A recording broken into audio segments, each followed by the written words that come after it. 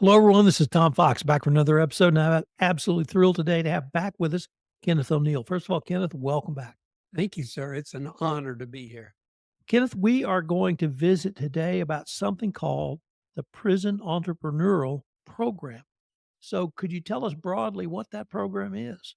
That program and the way I got involved was that when inmates get down to where they have like 3 to 6 months left in prison, we put them into an entrepreneurial program where we start working with them. Like the first day, we do a daily boot camp going through the skills and everything required to have a successful career, to have a business. We talk about leadership, we talk about marketing, we talk about sales and the administration of a business. So that's what we go through and talk to them about that in a one day. And then we put them in a 6-month program where they will meet, they'll have workshops and seminars. They'll have speakers like myself come in and talk to them about particular personal development skills that they need. And of course, what I like to do is to talk to them about the career once they are released and they go back into, society. And so that's the first part while they're already in. All right. Then once they get out, then we put them with a mentor, someone that will work with them, a professional. We've got attorneys and accountants, we got business owners that work with them on a voluntary basis, and they do the same kind of thing. And start working with them on their skills, personal development, and then do some coaching. But the biggest thing is to be there to listen to them and listen to where they've been and what their opportunities are. So, what type of prisoners are these? Are they pre screened in any way? Do they apply for this program? How do they get into? Okay, so let's say that they had a sentence of 3 years. Okay, so in 2.5 years, they were on good behavior. They had some leadership qualities that the people at the prison actually saw. So they began to look at their records and see, and then they sat down, interviewed them, looked at what is your ambition? What do you want to do? What do you want your life to look like 5 to 10 years from now? And they do some heavy vetting. They go through, do a lot of work with them and looking for their ambition, their desire. I mean, do they have the intestinal fortitude to stay with the program and work with them on creating that intentional program? How did you get involved in this program, Kenneth? Wow. I didn't know I was going to do it. A friend of mine who actually is in the PEP program and he works in it and he's got the responsibility of several units. And I met him at one of our quarterly conferences in Houston. And I asked him, what do you do when you meet with people? You say, hey, what do you do? And he says, I got this entrepreneurial program. I said, that sounds interesting. How does that work? And so he started telling me and explaining it to me. And he said, how about you mentoring one of our guys? And so I ended up about 12, 14 months ago with a young man, 41 years old. I met him on Zoom last weekend, 2 weekends ago, I'm sorry. I actually ended up meeting him for the first time, and he's very important in this story.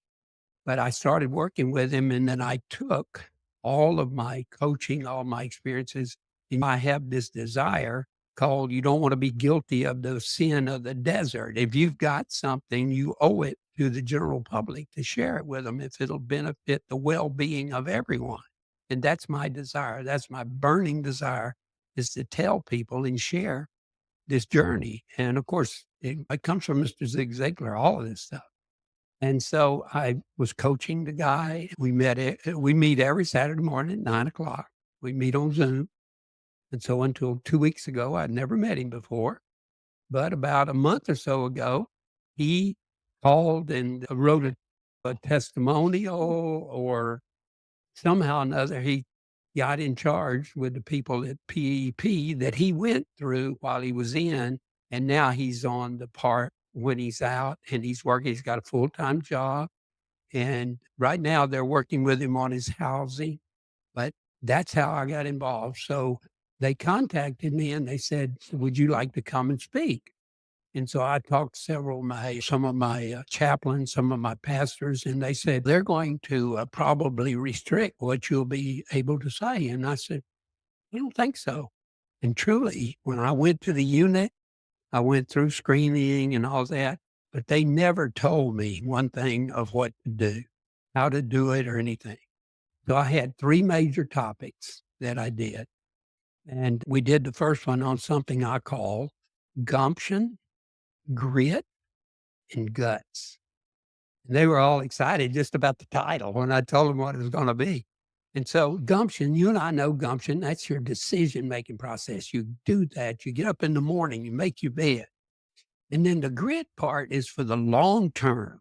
It's resilient. Once you get in there, you set those long-term goals and you work on them and you use your grit. So you got your gumption and your grit.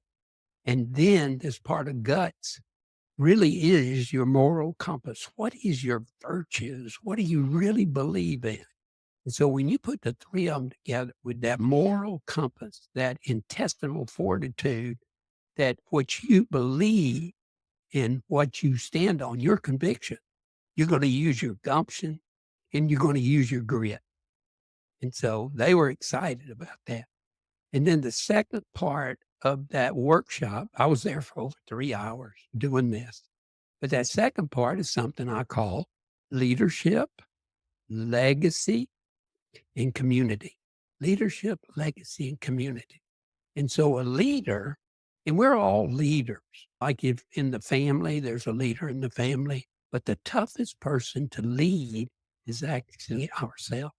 We've got to come to grips with who we really are. Right. So I talked to them about the leadership and taking the stand of being a leader. And people, a lot of people talk about two dates in our life. We got the day we're born and the day we die. And everybody says those are two important dates, and they really are. But I want to submit to everyone that the most important day in your life is the day you understand why you were born. What is your purpose? So what is your purpose? And I tell everybody, if you can't really come to grips with what your purpose is, keep working toward it. But let's take a position of creating legacy. Create a legacy. What are people going to say about you 125 years from now? And legacy is really different than inheritance. Inheritance, you get a $1,000 CD, you get 10 acres of land. That's an inheritance. But the legacy is those memories that you made with your grandfather when you sat on the banks of the river and he would bait your hook and you'd throw it in the water and you'd catch the fish. But then you finally realize one day, maybe you're 35, 40 years old, and you say, why didn't my grandfather ever catch fish? He didn't put any bait on his hook. He wasn't fishing fish. He's fishing for legacy and the memories that come. And then, of course, the big thing is the community that we're all involved in. You and I have a community right here, me and you. We make a community of two. So to make community work, you have to have three things. Support every member of the community.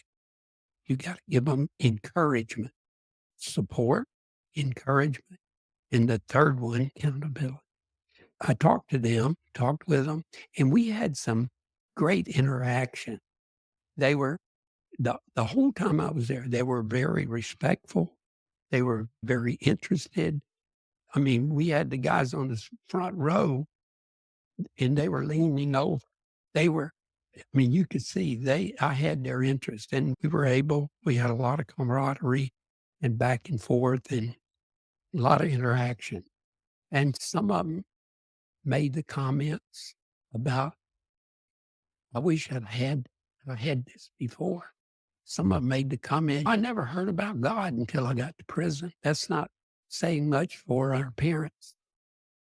But I really, really enjoyed it. And then the final part that I did, I took our assessment tool that has 7 spokes on the wheel. And so the number one is your mental input determines your output. And they really, Tom, they were so excited about that when I said, it's the books you read, it's the music you listen to, it's the TV you watch, the movies you go to. But most importantly, it's the people you associate with. One guy stood up, he said, yeah, I got rid of her a long time ago. And so there was a little levity throughout this. But then we went on to character development or physical activity. What do you eat? How much exercise do you get? How much sleep do you get? And then your relationships. And I talked about, of course, the relationship with God, but the relationship with themselves and being honest to themselves. And then the relationship with their spouse, with their other people, their other families. And then we got a little bit into Dave Ramsey. That's what we use on the financial part. So I told him, I said, stay away from credit card debt as much as you can and be as debt free. Set that as your goal. So the financial part went real well. And then I talked about the personal care and the things that they need to do on a daily basis to take care of themselves. Because I made the statement, you cannot give what you don't have. So you got to have energy to give to other people, because you as a leader need to create the environment, create the atmosphere so that all your team members actually feel they're included, that you care for them. And that is the important part. We talk about kindness and people say, that's a random act of kindness.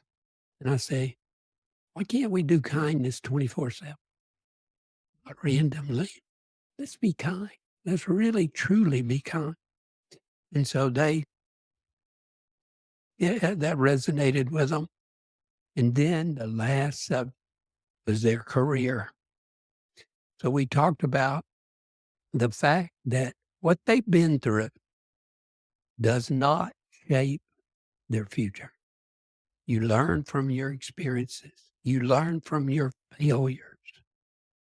But you can replace bad habits with good habits, and you can create this so that you can become the best version of you. Don't try to be anybody else. Be the best version of you. And I tell them, I say, you're like a unicorn. You're very rare. There's nobody like you. And then there's some things in life that if some people don't do them, they're not going to get done. Everybody, you ask anybody, they say, it's like 85% of people say, I want to write a book. Do you know how many people actually write a book? No, don't. 3%. But 85% said they wanted to. And I know you've written several and you're very good at it. But we ended up with career, and we did a little role modeling and asking certain questions and told them to be prepared, that you have to respond to people you're talking with. You don't want to react to them. And the difference, of course, is at 10 seconds when you pause before what you say, and just guard your word. Be kind, be gentle with the people when you go out. There will be some people that will reject you, but there are people that will help you. Let me go back to something you remarked on quite earlier, which was integrity. I interviewed a white collar criminal defendant today, not a defendant. He's out of prison. And he said, I just lost my moral compass. And he was making a ton of money selling some pharmaceutical products that turned out he was doing it illegally. And he admitted he had done that. And that was the start of his own personal journey of recovery and rehabilitation. But how do you convince, instill, put into someone that you have to do business with integrity if they don't have that base, whether that base is God, whether that base is Jehovah, whether that base is, I'm just going to do the right thing. How do you give somebody that, or how do you train somebody to not get near that line so you don't accidentally cross over it? Excellent question. You know, integrity creates trust. Okay, so when we work, we build trust. The biggest thing that I think is an indicator to obtain integrity is your why and your purpose. Is that thing that you really want to do, is it big enough for you to be the right person? And it's all about virtues. It's all about the virtues and the beliefs, that idea of being around the people, being in a program where you're constantly getting, and this can be a self program. You don't have to go to, of course, I want people to come to me. I can teach them to be integrous. Is that a good word, integrity? It may be a good made up word. But, it's that mindset though. And you're right. When we let things overtake a lot of materiality things, there are things that are more important. But it's really the way you live, and it's that major purpose. And that purpose has got to be a big purpose, something that's really big. And one of the things hit me the last couple of days or so is that we don't do the heavy lifting about our emotions, the way we feel. We don't reflect on, who did I help today? Like I said, why are we here? But the great things, and we have such an abundant world and so many options, but it comes home, and it came home to me a couple of weekends ago, standing on a newly dug place they were going to bury someone. You're standing there and you're thinking about the people that they're putting in the ground. And then you look at all of the other people and the tombstones on everybody all over the hill there. And you start thinking, what is the purpose? And I believe that you can be and do and have everything you want in life by serving other people. And the idea, and it's amazing that you were talking about that, because with my accounting background, I mean, I had lots of times that I testified on securities violations, and I had a course that we did back in the days. We called it "So You Want to Go Public." But I think the biggest thing there is being around the right people, having the right mentors, the right people in your environment. And then it's like one of the things that we talked about when I was up at the prison is I said, you guys know that on Friday night, you're at home with your mother. And they all laughed. But I mean, what do you do? What do you do every day? And I think you need to be intentional. You got to be focused on being a person of integrity, doing the right thing. Kenneth, there are a lot of technical skills involved in entrepreneurship. How do you bring those skills to people who may not have been taught them, may not be bookkeepers, may not know how to run a business? How does the PEP program help prepare these men, and I assume they're men, for running their own business, literally? Yeah. And this audience that I was speaking to, they're 18 to 25 years old. Okay. So that's another really great question. So the workshops and the program as we go, all right. So leadership is a choice. In fact, all of this stuff is you making a choice to do it, right? And do what it takes to learn how to. There's courses on teaching bookkeeping. There we have courses on retail. What happens at a retail course? How do you operate the cash register?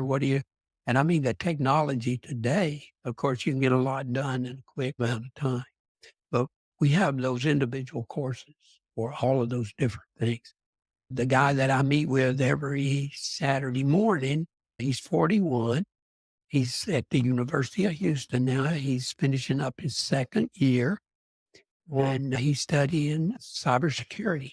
And he actually has his full-time job. He's working with a security company with certain devices that are used in the security business. So no, yeah, we have those skills. And of course, a lot of the stuff that I work with and a lot of stuff that I do in my workshop is to all of the personal development skills. Okay, what you read, people you're around, how do you treat people in relationships, taking good care of yourself, eating the right food, getting the right amount of sleep, your diet, and all. We go through all that. So the whole area of the life is looked at in this program, either before they get out, and definitely if they get a coach and a mentor when they get out, we hold them accountable. I mean, the first thing that I ask client on Saturday morning is I ask him, okay, last week we talked about procrastination. You were procrastinating on doing your homework for school. How did you change that during this week? All right. So his statement was, I didn't wait till the night before to do the work.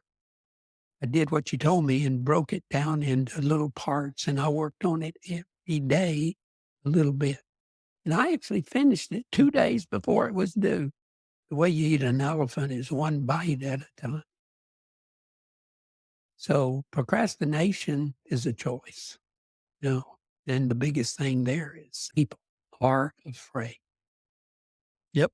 So are you going to hope to continue with this program? Oh, yeah. In fact, when I got a standing ovation, okay, and the guy, when they were clapping their hands, he said, are you willing to come back? I said, yeah, I'll come back. And then I got another standing ovation. Yeah, I'm going to be involved with it. I met some really great guys. I mean, they're real people. Yeah. And they made a mistake.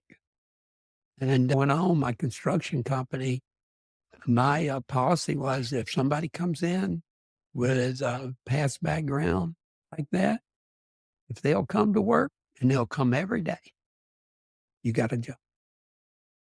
So what is that called? Second chances? Yes. Yeah. Kenneth, unfortunately, we're near the end of our time for this episode, but before we leave, I wanted to ask you if our listeners wanted any more information on yourself to perhaps connect with you or find out more about your consulting practice, what would be the best place or places for them to go? Okay. Of course, they can check my website at croneal.com, KRONEAL.com. And then my email address is merger, MERGER. And back in my accounting days, that used to be merger and acquisition. So merger, MERGER, at windstream.net.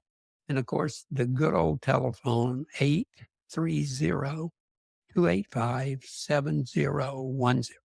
830-285-7010. Well, Kenneth, as you continue in your work in this area, I hope we can continue this conversation to check in and see how some of these fellows are doing and maybe some of the new folks you might be working with. I'd love to come back and share with you. Thank you. Thank you for having me. I love it. Thank you.